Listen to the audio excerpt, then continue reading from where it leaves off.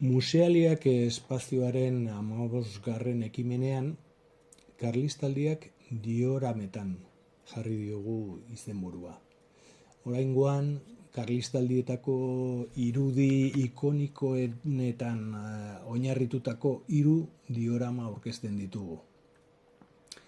Museoaren lagun bati zor dizkiogu Jose Ignacio Ortega Villar, gai karlisten bildumagilea eta joan den urtean galdu genuena.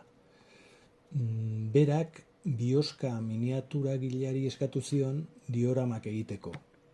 Irudiak berak proposatu zituen eta horiek egiteko prozesua berak zuzendu zuen.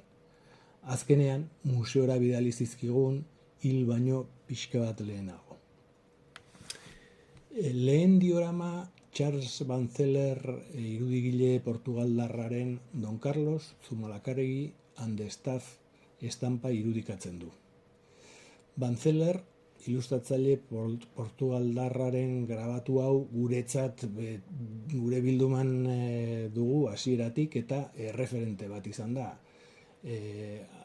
Bereziki erregegaiaren eta bere buruzagi militar nagusiaren irudia jasotzen duelako. Hau da, Don Carlos eta Zumalacárregui agertzen dira grabatu honetan, eta orduan guk egia esan gure erakusketa iraunkorrean daukagu, originala noski, eta askotan erabili izan dugu, guretzat hori oso garrantzitsua delako.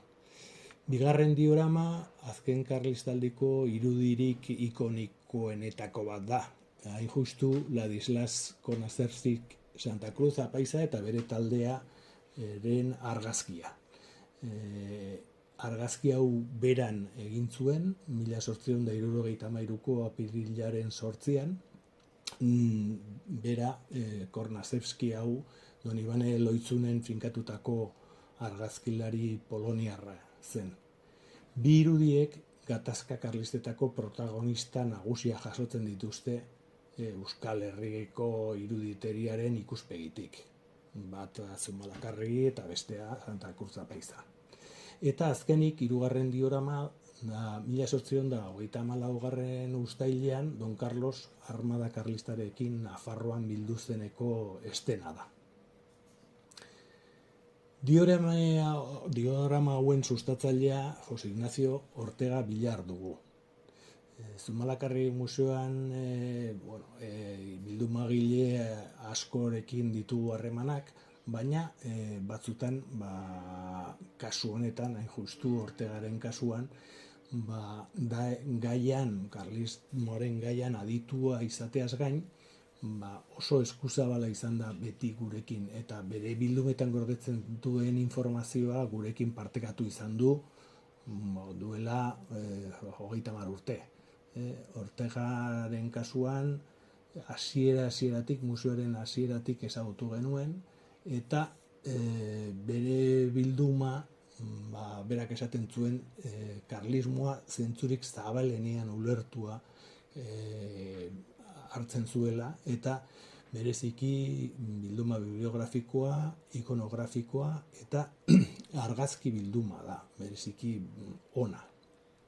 Baina, hor baditugu hainbat argitalpen egin zituen berak, bere bildumari buruzkoak, eta adibidez, Adiciones a la bibliografía de Jaime del Burgo argitalpena egin zuen, 1900 urtea baino lehenagoko 186 argitalpen deskribatzen zituen.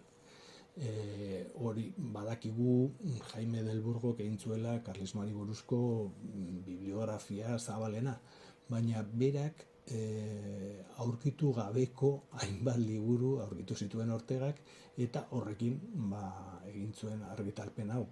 Gehienak bere bildumako liburuak osatzen zuten Adiciones a la bibliografía de Jaime del Burgo argitalpen hau.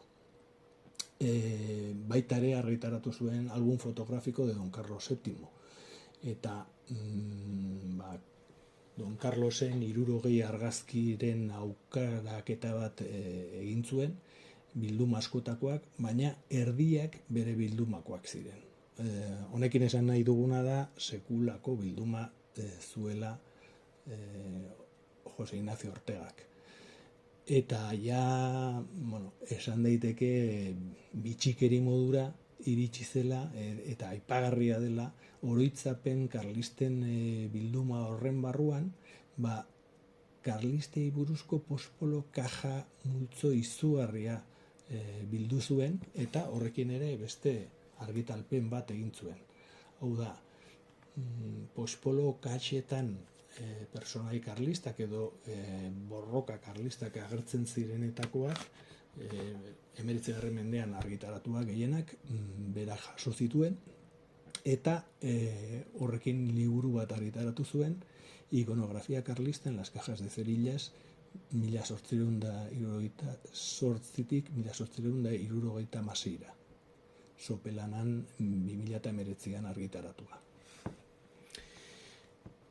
Beraz, gaur musealdiak espazioara ekarri dugun bilduma, edo 3 diorama hauek bere enkarguz eginak dira, Jose Ignacio Ortegaren enkarguz eginak, eta dodigabe 3 momentu garrantzitsu adierazten dira diorama hauetan. Don Carlos Nafarroara 1834ean iritsi zenekoa, bestea Zumalakarregi eta Don Carlosa estatu gorenarekin irudikatzen duena, eta azkena Konartzewski poloniar argazkilariak Santa Cruz apaiza eta bere taldearen argazki famatua. Ikusten dugunez, material ikonografiko historikoetatik abiatuz, gertakari historikoetara hurbiltzeko beste modu bat da dioramaren formatu hau. Eta nolapait erakusketa honek izan nahi du gure aldetik Jose Ignacio Ortega Villar museoaren kolaboratzailearentzat omenaldi xume bat. Hain justu maiatzako 29an urte bete da bera galdu genuenetik. Irudiei buruz, lehena aipatu dugun bezala Charles Van Zerrelen irudia da, berak Londresen 1857 urtean argitaratu zuen Civil War in Spain, Characteristic Sketches of the Different Troops, Regular and Irregular, Native and Foreign, composing the armies of Don Carlos and Queen Isabella, also various scenes of military operation and costumes of the Spanish peasantry. Izenburu luzea duen kuadernoa. Irudi hori lehen aipatu dut, guretzat erreferente izan da, eta erakusketa iraukorrean egoteaz aparte poster bat ere egin genuen bere garaian. Charles Van Zeller Londresen jaio zen, 1811 urtean, baina Londresko Portugaldar erretkaperan bataiatu zuten, eta horregatik beti Portugaldarra izan dela onartua da. Hala ere, 1829 urtera arte etzen Portugalera joan, handik 2 urtetara Portugalgo Gerra Zibilean parte hartzea erabaki zuen, atzerritarren batalioi batean kide izan zen, Don Pedro liberalaren alde borrokatuz. 1855 urteko urrian Espainiara joan zen, Portugalgo dibizio laguntzailearekin. Urte eta erdiz karlisten aurka borrokatu zuen, eta San Fernandoren gurutzea jaso zuen 1856ko maiatzean Arlabango batalian izan zuen jokaeragatik. Lehen aipatutako grabatu bildumaz kanpo, Londresen baita ere argitaratu zuen Sketches and Remembrance of the Carlist Army izeneko beste bilduma bat, 6 litografia biltzen zituena. Santa Cruz apaizaren argazkiari dagokionez, esan dezakegu bigarren karlistadako ikonoetako bat dela. Egilea Ladislas Konartzewski poloniarrak Donibane Loitzunen estudio bat kokatu zuen, lehenengo karlistada garaian, eta gerrilari karlistari eta bere taldeari bi argazki atera zizkien. Bata Bidasoako beran eta bestea Donibane Loitzunen. Gornazewski 1834an jaiotako argazkilaria dugu, Bielsken herrian, Pomeranian, Poloniako familia aristokratiko batean.